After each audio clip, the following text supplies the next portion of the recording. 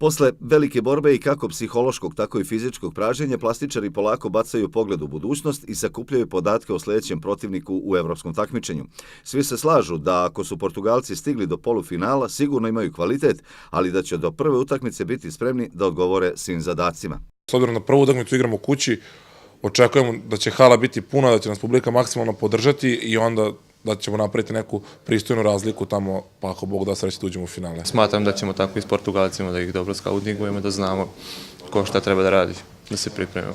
Challenge Cup jednostavno mora u drugi plan jer je pred plastičarima sutra još jedna izuzetno važna utakmica. Pobjeda u meču protiv Vrbasa obezbeđuje ulazak u play-off, a uz trijumf ili nerešen rezultat u posljednjem kolu protiv PKB-a obezbeđuje prvo mesto i povoljniji žreb u mini ligi. Želimo da završimo ovaj deo takmičenja na prvom mestu radi lakšeg rasporeda kasnije i siguran sam da će nas publika podržati kao što nas je podržali u subotu i da ćemo zajedno ostvariti novu pobjedu.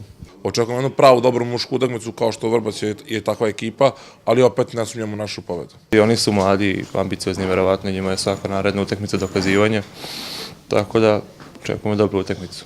Utakmica između Metaloplastike i Vrbasa na programu je sutra od 19:30 u sportskoj sali gimnazije. Bilo bi dobro da publika i na ovom meču napuni salu i na taj način još jednom oda dužnu počast igračima za sve ono što su učinili i čine u ovoj takmičarskoj sezoni.